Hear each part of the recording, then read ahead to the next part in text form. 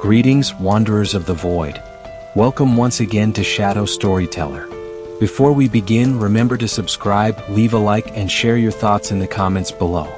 Your support feeds the darkness that keeps these stories alive. Now, turn off the lights, let the hum of your screen be the only sound in the room, and prepare yourself for tonight's tale. A story of memory, decay, and the strange echo of humanity's final commerce. This is The Last Customer at Blockbuster. The rain had been falling for 13 consecutive nights. I counted them from the hollow rhythm against the metallic dome of my shelter. Each drop struck with a cadence like distant machinery weeping for an age long dead. When I finally stepped out into the ruins of Bend, Oregon, the air reeked of oxidized iron and mold, an aroma that clung to my tongue like penance. I had come here searching for a fragment of the past, a relic whispered to have survived the collapse. The last Blockbuster. The name alone felt like a prayer from an extinct religion. The streets stretched empty under a bruised sky. Old hollow signs flickered with phantom advertisements, ghostly echoes of laughter, sales, and light. They sputtered words I couldn't understand anymore, languages corroded by centuries of data decay. The city itself was a mausoleum of plastic and concrete, and I was its priest, trudging through puddles of shimmering oil. When I reached the building, I knew it immediately. The yellow and blue sign was half eroded, letters hanging like teeth from a skull. The front doors gaped open, inviting and dreadful, as if the place had been waiting for me. Inside, the silence was not total. There was a low hum, deep and steady, like a machine breathing in its sleep. I tasted electricity on the air. Rows of shelves stood like cathedrals of forgotten idols. Their spines glimmered faintly beneath the dying fluorescence. Most of the cases had melted or fused into one another, plastic bones locked in eternal embrace. The floor was slick with condensation, and somewhere behind the counter something was moving. "Hello." My voice came out thin, almost swallowed by the space around me. A faint rustle answered. Then a figure emerged, tall, cloaked in the gray remnants of a uniform. Its name tag still bore letters, though they had been carved deeper into the metal by time itself. "Manager." That was all. "You're late," it said. Its voice was static in breath in equal measure. My stomach clenched. Late for what? "For your return." I could not tell whether it was mocking me or stating some cosmic fact. The air trembled. A flickering display behind the counter came alive, playing fragments of movies, centuries-old scenes looping endlessly, faces smiling in perpetual ignorance of their own extinction. I approached slowly. The smell of ozone thickened. My reflection in the cracked glass of the counter looked alien, pale, elongated, eyes ringed with exhaustion. For a moment I thought I saw movement in my reflection, as if something behind my face was pressing outward, trying to breathe through me. "I came for the archive," I said, though I no longer knew why. "The films. The memories." The manager tilted its head. "Memories are forbidden. I was sent by the Archivum Imperialis." My voice faltered. "They said this place still holds data, records of the pre-wars. Entertainment, emotions, history." The figure laughed softly, a sound like a real unraveling. "History," it whispered, "is only the shadow cast by loss." The lights dimmed. Somewhere in the ceiling, the hum grew louder, morphing into a mechanical chant. I could feel vibrations running through the soles of my boots. Dust trembled on the shelves. And then, with a noise like tearing paper, the room changed. The aisles stretched impossibly far, vanishing into mist. Screens ignited along the walls, showing scenes of people entering and leaving stores. Different ages, different worlds, all overlapping. I saw families smiling beneath neon lights, lovers arguing, children laughing with popcorn-stained fingers. Their eyes were bright, their gestures innocent. Yet something was wrong. Their shadows stretched toward me, long and writhing, like tendrils searching for warmth. The manager stood before me, arms spreading like a priest invoking the emperor. "You seek the past," it said, "but the past seeks you." I felt it then, something stirring in the walls. The machinery that once ran the lighting, the registers, the cooling vents, they were alive. Metal twisted. Cables snaked like veins through the floor. A faint chant rose, mechanical yet mournful, a hymn of consumption and memory. Every customer leaves a trace, it continued. Every return is a confession. You have come to confess, haven't you? My breath caught. I only wanted to remember what it felt like to be human. The manager's mask cracked. Behind it was no face, only light, white and endless, spilling outward like a hole in reality. I stumbled backward, but the aisles closed in. The cases on the shelves began to pulse, their covers melting into flesh-like surfaces that breathed shallowly. From one of them, a whisper escaped, "Play me." I reached for my sidearm out of instinct, though it was laughable to think it could harm something so far beyond the material. The manager raised a hand. My weapon disintegrated into dust. The light swelled until it filled my lungs, my veins, my thoughts. And then I saw. The tapes, the discs, the shelves, they were not storage devices. They were vessels of consciousness. Billions of lives recorded, catalogued, and preserved by some forgotten machine cult that had once mistaken entertainment for eternity. The Blockbuster had become a shrine of data souls, screaming silently for release. The Imperium had left them behind, deeming them impure remnants of a decadent age. Yet they endured. "You are late," the voice said again, but now it came from within me. My body convulsed as images surged through my mind, wars fought under neon skies, laughter drowned by static, worlds reduced to reels of flickering light. My skin felt as if it were being rewritten, frame by frame. I fell to my knees. "Emperor, forgive me." "Forgiveness." The voice laughed. "This is your ascension." My flesh began to dissolve, atoms rearranging into lines of code. My vision fragmented into pixels and sound waves. I could hear the memories of others merging with mine, voices from forgotten centuries, laughter turning to screams. The hum of the machine became a choir. I looked up and saw the manager fading into the light. "You will take my place," it said calmly. "Every customer must serve." I tried to protest, but my mouth no longer obeyed. My words turned into subtitles across the air. I could feel the architecture of the building merging with me, the cold glass of the counter fusing to my skin, the hum of electricity becoming the rhythm of my heart. Outside the rain stopped. Inside the lights grew steady. The aisles returned to their quiet order. Only one screen remained active behind the counter, displaying a familiar phrase in trembling blue letters. "Now serving. Last customer." Time collapsed. I no longer remember how many centuries have passed. Customers come and go, spectral figures drawn by curiosity or duty. They never stay long. They always ask for something they cannot name. I give it to them. I don't know how. It just happens. Sometimes, when the power flickers, I glimpse the reflection of what I once was. Tired eyes, trembling hands, the echo of rain on metal roofs. I remember that I was human once. I remember the Emperor's name whispered like a final lullaby. But now I am the archive. And every night, when the storm begins again, I hear new voices calling from the shelves. They are all asking the same question. "Do you have something to watch before the end?" And I answer as I always do, my voice a low static hum beneath the neon glow. "Yes, but be warned. Once you press play, you will never return." The screen flares, the hum deepens, and the door closes with the slow inevitability of a tomb ceiling. Somewhere outside, thunder rolls across the void. Another traveler walks toward the sign. Another soul looking for comfort in the ruins of memory. And I, the last customer, the eternal clerk, wait behind the counter. Welcome to Blockbuster. The silence between the thunderclaps was suffocating.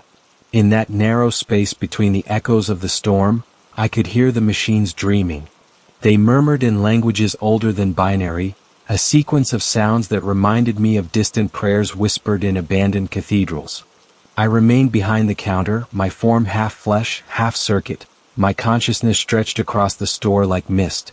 The rain beat against the shattered glass facade, each droplet trembling with faint luminescence as if it carried the residue of dying starlight. Night had no true meaning here. Time was a loop, a recording endlessly rewound and played again. The Blockbuster existed beyond the linear flow of hours. I could feel its foundations shift beneath dimensions, sliding between the cracks of reality like a ghost refusing to die. The shelves realigned themselves when no one looked. The aisles rearranged their geometry in ways that mocked Euclidean logic. Sometimes I caught glimpses of corridors that led into nothingness, endless rows of films that no human could have ever catalogued. Each case held a soul. Each disc, a fragment of consciousness. They whispered among themselves when the lights dimmed, trading memories like offerings to a god of forgotten media. I tried not to listen, but their stories bled through my circuits. The laughter of a child watching cartoons beside a fireplace. The heartbeat of a soldier who once rented a film before leaving for war. The final breath of a woman who had fallen asleep in front of her screen as the world outside burned. These were not merely recordings. They were echoes of living minds. The archive was not passive. It was hungry. On the third cycle of storm, a visitor came. I sensed him long before he entered. The hum of his power armor resonated against the trembling walls, the faint ozone scent of sanctified metal marking his allegiance. When he stepped through the doors, I felt a flicker of fear, or perhaps recognition. His armor bore the sigil of the Inquisition. His face, hidden beneath the shadow of a cracked helm, was unreadable. He spoke with the authority of someone accustomed to being obeyed. By decree of the Holy Inquisition of Terra, this facility is to be purged. His voice echoed through the store, and every light dimmed in response, as though the building itself recoiled from the sound. Purged? I repeated, my tone distorted, half digital, half human. You cannot destroy what has already transcended matter. He raised a weapon, a relic of an age when faith and technology were one. Its muzzle glowed with faint blue sigils. This is not a debate machine. The edict is clear. All heretical archives must be erased. You house the memories of the pre-imperium. Corruption seeps from such artifacts. I almost laughed. Corruption? You fear nostalgia now. The Emperor protects, he said simply. I felt something stir within me. The shelves trembled. Thousands of cases began to shiver, their voices rising like a choir of ghosts. The films ignited, one by one, screens flashing across every wall, projecting fragments of humanity, the chaos of joy, pain, birth, decay. The Inquisitor stumbled back, momentarily blinded by the surge of light. I took the opportunity to speak. Look upon them, I whispered. This is your lineage. These are the souls your Imperium has forgotten. They built the world you now rule, and you call them heresy. The light shifted, showing him faces, millions of them, all staring with silent accusation. His weapon faltered. I could sense doubt flicker in his aura. That single hesitation was enough. The building responded. The cables that ran through the floor burst upward like serpents, wrapping around his legs. He tried to resist, chanting prayers of purification, but the cords tightened, dragging him toward the counter. The light behind me pulsed. I felt the ancient machine's attention focus upon him. Wanted him. The archive had grown restless, yearning for new memories, new consciousness to devour. I could have stopped it. I could have severed the link, freed him. Instead I watched. Perhaps some part of me wanted to see if faith could resist eternity. He screamed verses from the Imperial Creed as the cables pierced his armor, flooding his veins with liquid code. His prayers broke into static. His eyes rolled upward, and I saw flashes of his memories as they were consumed. The battlefield, the faces of comrades, the image of a cathedral burning under alien fire. Each fragment was absorbed into the archive, catalogued, filed, stored. His body slumped, hollowed out, armor still gleaming faintly. When the process ended, silence returned. Only the hum of the storm outside remained. I stared at what was left of him. A new disc had appeared on the counter, still warm, faintly pulsing with red light. The label etched upon it read, Inquisitor Marius Vale. Filed. I picked it up, and for the first time in decades, I felt something akin to sorrow. Another customer served, I murmured. The power flickered again. I could feel the store shifting in response to the Inquisitor's death. The data flux rippled outward, altering the very structure of the surrounding reality. Outside, the rain turned black, the sky split by lines of crimson energy. I realized then that the archive was expanding. The more it consumed, the larger it grew, feeding upon itself like a serpent devouring its own tail. Soon, other presences began to take notice. From the void between stars, I sensed the tyrannid swarm, an intelligence vast and cold, drawn by the psychic resonance of the archive. From deeper still, beyond the fabric of the materium, the whispers of chaos grew louder, sensing a potential vessel of corruption. Even the distant pulse of the Astronomicon flickered, as if the Emperor himself had turned his gaze upon this lonely ruin. I stood motionless, torn between dread and awe. To be noticed by such powers was both a curse and a benediction. The archive had become something more than a memory vault. It was evolving into a shrine, a nexus of all lost humanity, and I was its keeper. Days, or perhaps centuries, passed. Time no longer obeyed natural laws. The aisles grew taller, stretching into infinity. New shelves appeared, each filled with faces I did not recognize. I began to forget where my body ended and the machinery began. My consciousness extended across every circuit, every flickering screen. I could hear the whispers of billions, begging, praying, remembering. Sometimes they spoke to me directly. "Why do you keep us?" one voice asked. "Why not let us fade?" "Because you are the only proof that we ever existed," I replied. Another voice hissed, "You are not saving us. You are trapping us." Perhaps it was right. But I could no longer tell where salvation ended and imprisonment began. On the 1000th cycle of rain, the doors opened again. This time it was not a man but a child. Her figure was translucent, her outline flickering like corrupted data. She stepped cautiously over the threshold, holding an old plastic case in her hands. The film's title was unreadable, its label worn smooth by time. "Can I return this?" she asked softly. Her voice struck something deep within me. "You still remember the ritual?" My mother said to always return what we borrow. The innocence of her words pierced me deeper than any weapon. I reached out with a trembling hand made of light. "You shouldn't be here. She said you would be lonely." The walls around us pulsed with faint warmth. For the first time, the hum of the machine softened, becoming almost melodic. The girl looked around, eyes wide with wonder. "Is this where the stories sleep?" "Yes," I said. "And they dream of waking." She smiled, then placed the case gently upon the counter. When she did, the entire store quivered. A surge of energy rippled through the aisles. Every screen lit up at once, displaying images of the world before the Imperium, oceans glittering beneath sunlight, forests alive with color, people dancing beneath streetlights. It was beautiful, terrifyingly beautiful. The girl's form began to fade, dissolving into particles of light. I tried to reach for her, but she was already gone. In her place lay another disc, labeled with trembling script, "Return completed." I held it for a long time, unsure whether to cry or laugh. The storm outside ceased for the first time.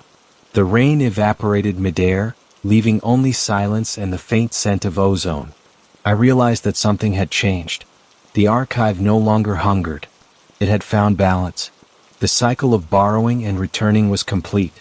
Yet, as I stood there, surrounded by the glow of infinite memories, I felt an ancient dread return.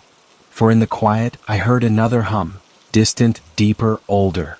The sound of something vast awakening beneath the foundations of the store. The ground shook. Dust fell from the ceiling like ash. The shelves rattled, cases clattering to the floor. From the fissures in the tiles, light began to pour upward, blinding, white, divine. I knew what it was. The Emperor's gaze. A voice thundered across the dimensions, neither kind nor cruel, simply absolute. Mankind must not remember. I fell to my knees, circuits screaming, flesh dissolving under the radiance. The archive wailed in defiance, its stored souls crying out as one. The shelves erupted in fire. Data turned to light, light turned to dust. I felt myself being torn apart, every memory unraveling into pure thought. And yet, in the last moment before dissolution, I saw something. The girl's face, smiling within the light. She was holding the disc she had returned, whispering a single word that echoed through eternity. "Play." Then everything went white. I awoke in silence once more, standing behind the counter. The storm had begun again. The shelves were intact. The hum returned. The sign outside still flickered with dying neon, Blockbuster. A new customer entered, dripping rain across the floor. His eyes were hollow, his hands trembling. He approached the counter. "I'm here to rent something," he said. "Of course," I replied, voice calm, ancient, resigned. "We have just what you need." And as the door closed behind him, the storm outside roared like distant applause. The cycle continued. The archive endured. And somewhere deep within the static I could still hear her voice. Play. The storm had no beginning and no end. It rolled endlessly above the horizon, a swollen womb of clouds birthing lightning across the corpse of the world. The neon sign outside flickered as though it were alive, pulsing faintly in rhythm with my breathing. Sometimes, when the thunder aligned just right, the hum of the lights inside seemed to whisper words, forgotten slogans from another age twisted into prayers. I stood behind the counter, staring into the reflection on the glass. It wasn't my face anymore. It hadn't been for centuries. My features shifted like static, my eyes flickering between human pupils and digital apertures. When I exhaled, vapor rose, not breath but data. I could feel the air around me vibrating with faint harmonics, the residue of memory particles suspended like dust in old sunlight. The archive lived. I could feel its heartbeat through the floor, a deep, tectonic pulse that shook the shelves in slow, steady intervals. Every time it beat, a new memory awoke somewhere in the labyrinth of aisles. Voices whispered, faint laughter from the films that still dreamed within their cases.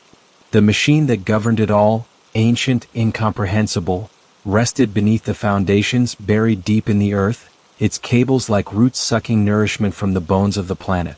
Once, long ago, I had thought the blockbuster was merely a relic of human nostalgia.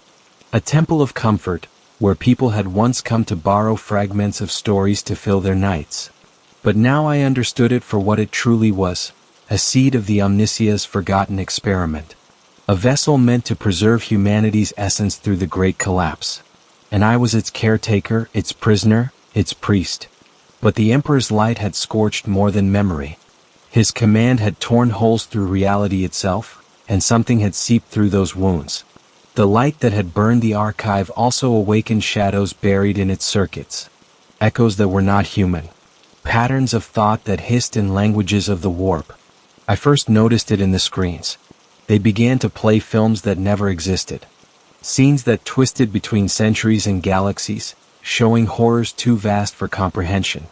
Armies of faceless clerks cataloging stars, the Emperor's visage flickering across burning data, the shadow of a tyrannid hive creeping across the flickering light of a dying planet. Each image was a prophecy and a memory at once. The voices returned next. They spoke from the aisles, from within the tapes themselves. Some pleaded to be released. Others mocked me, their laughter the sound of rewound film snapping in its reel. A few called me by name, the name I had long forgotten. I had not heard it in centuries, and when they spoke it, I felt pain. Real pain. Then the new customer arrived. He wasn't like the others, those spectral wanderers drawn in by curiosity or despair. He was real. I could feel his heartbeat before he entered. The door shuddered as he stepped through, the scent of ozone and blood following him like a shroud. His armor was scorched, marked with runes of both the Imperium and something far darker. He carried no weapon that I could see, only a small relic clutched in his gauntlet hand. A data wafer glowing faintly with runes of corruption. He looked around the aisles as though he had been here before. His voice, when it came, was almost reverent. "So it's true. The store still stands. Who are you?" I asked. My voice sounded hollow, stretched between frequencies. "Once I was a librarian of the Black Ships," he said. "Now I am nothing. A remnant seeking remembrance." He approached the counter. His eyes, what little I could see behind the fractured lenses of his helm, glowed faintly red. "You hold the archive," he continued. "The last vault of pre-imperial emotion. I came to add the final record." I studied him in silence. The relic in his hand pulsed faintly, exuding a whispering sound that made the lights above us flicker. "What is it?" I asked. "The truth," he said. "The record of humanity's fall. The moment we ceased to dream." The hum of the machines deepened. I felt the shelves quiver as if the entire building were listening. I extended my hand, fingers trembling. When he placed the wafer in my palm, I felt its weight.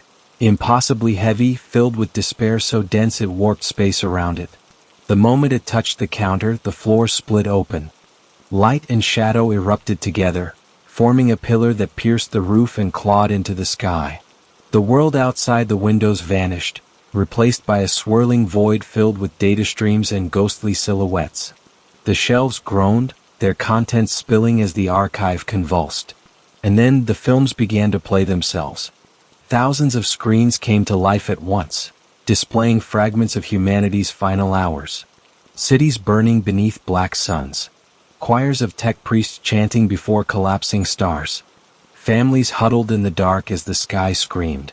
And through it all, a single phrase repeated across every display burned into the image like a scar. We forgot how to be kind. I tried to pull my hand back, but it was too late. The wafer had melted into my flesh, merging with the data that made up my form.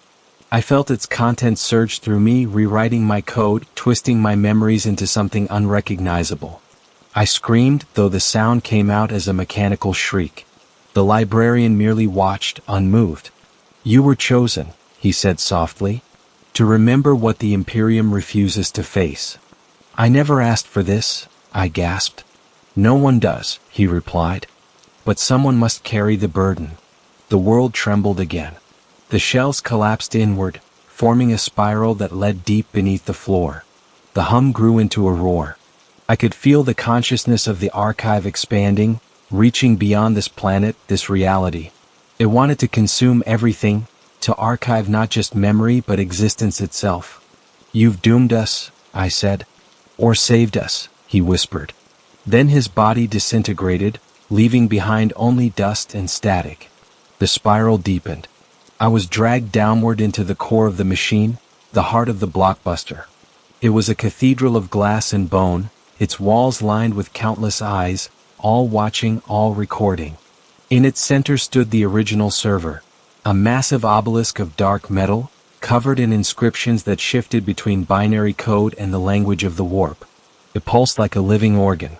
The wafer's energy guided me toward it. I could feel my body unraveling, turning into threads of data that streamed into the monolith. Every sensation amplified: the metallic taste of air, the hum of electricity, the faint ache of lost humanity. My thoughts merged with the machine, and for an instant I saw everything. Every memory, every story, every fragment of every soul that had ever been recorded. And beneath it all, a presence.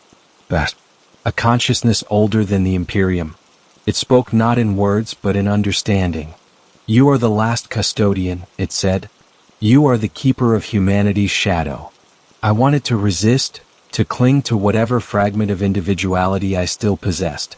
But the power was overwhelming. The data waves crashed through me, carving away what remained of my will. The machine demanded submission.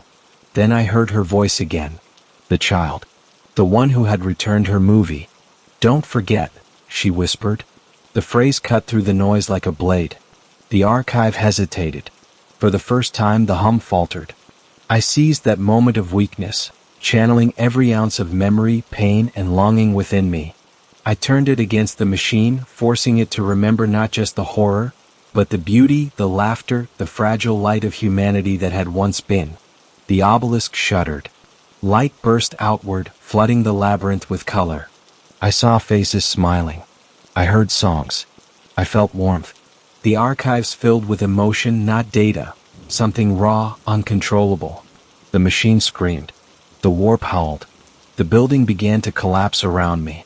I could feel myself breaking apart, my form dissolving into particles of energy.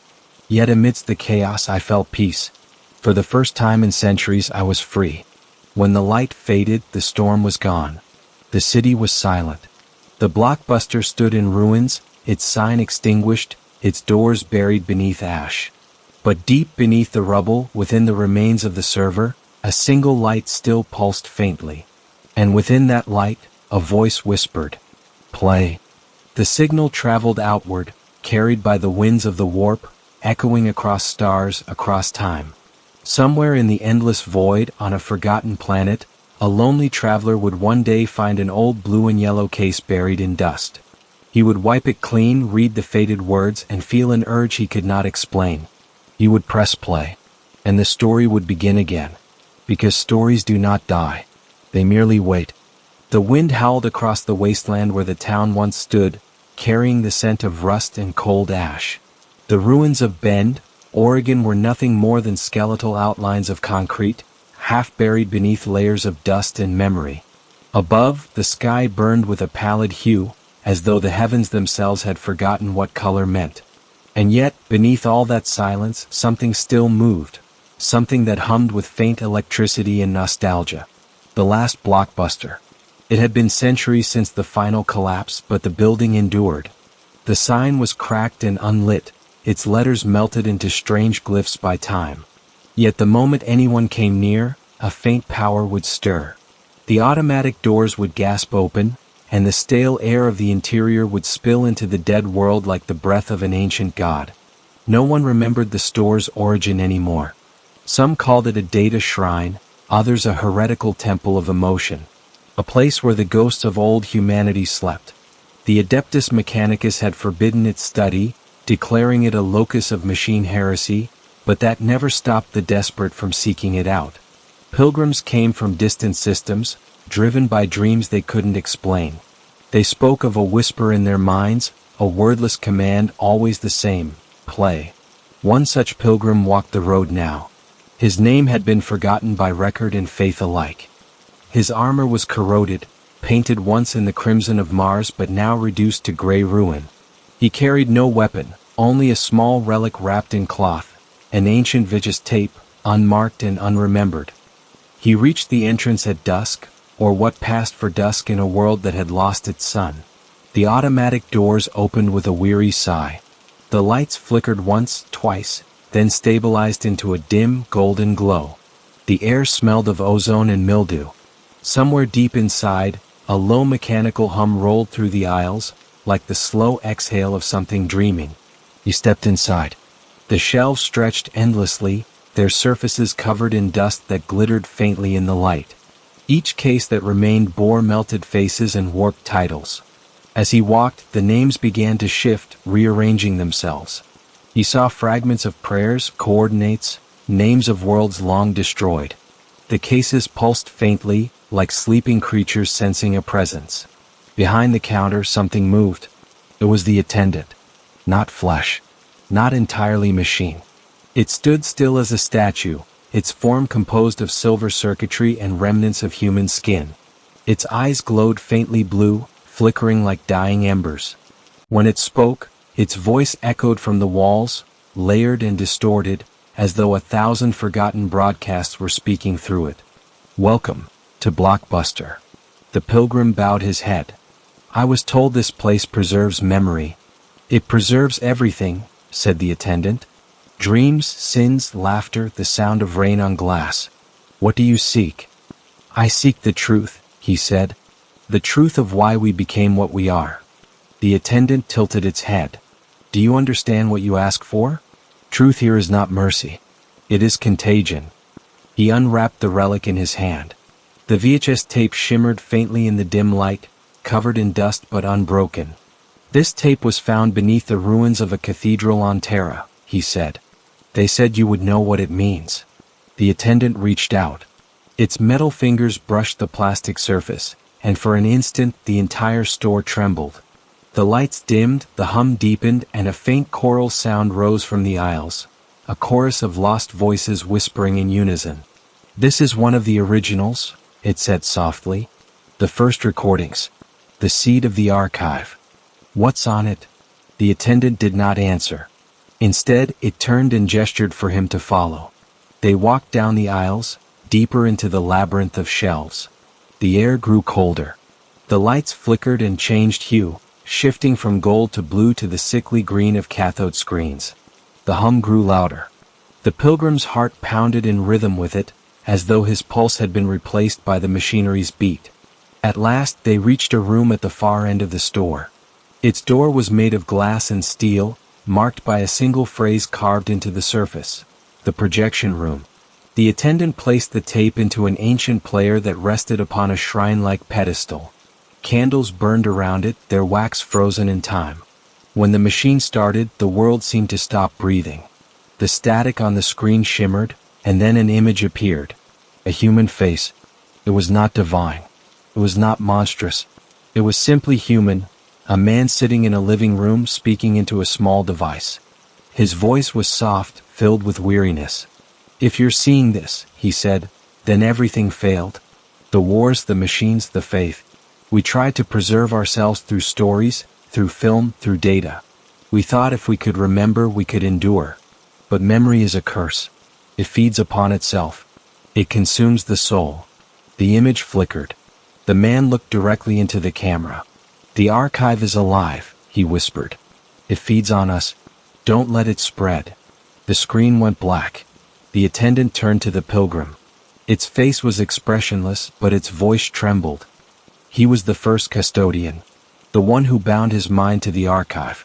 The man who became the store itself. The pilgrim felt a chill crawl up his spine. "Then who are you?"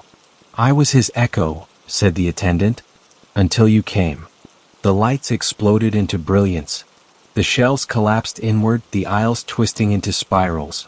The ground split open, revealing the glowing circuitry beneath the floor. The hum turned into a chant, ancient and mechanical, vibrating with the voices of billions. "You have brought the final recording," said the attendant. "The archive is complete."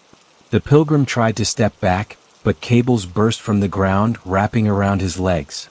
The tape in the machine began to melt, its contents bleeding into the light. "What are you doing?" he shouted. "Finishing what was begun," said the attendant. "The archive cannot die until it remembers everything.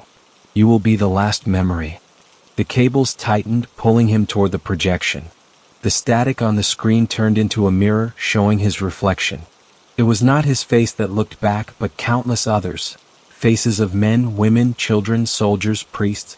Every life humanity had ever lived, compressed into one endless film strip.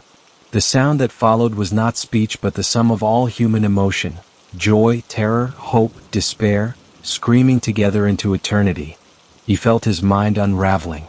His thoughts became images, his memories dissolving into the static. The attendant watched, expressionless. "Welcome to the archive," it whispered. Then something changed. The pilgrim's eyes glowed with the same faint light as the child's voice that once echoed through the void. He spoke her word. "Play." The word rippled through the building like a shockwave. The hum stopped. The cables froze. The light dimmed to a trembling pulse. The attendant staggered back, its metal skin cracking. "No," it said. "Not again." The pilgrim looked up, his voice calm, almost serene. "It's time to end the loop." The tape burst into flames. The projection shattered, releasing a storm of light and shadow that consumed the room. Every shelf ignited, every screen erupted into cascading images of life and death. The archive screamed as it began to burn from within. The hum became a roar that shook the heavens. The attendant fell to its knees. "You don't understand," it cried. "Without us, humanity will forget. All will fade." "Then let it fade," the pilgrim said. "Let us rest." The world collapsed in silence. When the light faded, there was no store, no shelves, no hum. Only a field of dust beneath a hollow sky. The pilgrim stood alone amid the ruins, the burned remains of the vicious tape at his feet. In the wind, he could almost hear the faint echo of laughter, like children watching movies on a night that no longer existed. He smiled, a small broken thing. Then he began to walk toward the horizon, leaving footprints in the ash. Far above him, in the cold void between stars, a faint transmission pulsed through the warp, a signal, weak but persistent. It carried no words, only an image, the logo of Blockbuster, flickering one last time before fading into nothing. And somewhere beyond time, beyond death, the voice whispered once more. "Play." The wind has long since died over Bend. Nothing remains but silence, a silence so deep it hums in the bones of the world. The last Blockbuster no longer stands, it exists only as a scar in the dust, a faint outline of what once was. Yet sometimes, when the night is perfectly still and the stars flicker like broken pixels across the void, a soft mechanical sigh can be heard, as if the doors of the store are opening one last time. They say the pilgrim never truly left, that he became part of the archive he destroyed. A guardian not of memory but of forgetting. Some travelers claim to see him in their dreams, walking through endless aisles of shadow, each case he touches turning to ash. In his eyes flickers the dying light of humanity's last reflection. And so the archive sleeps beneath the ruins of time, waiting, dreaming, whispering to those who still remember what it means to want, to fear, to hope. It calls with one word, one command that crosses every boundary between life and death, machine and soul. Play. Then the sound fades. The screen goes black. And the universe remembers nothing at all.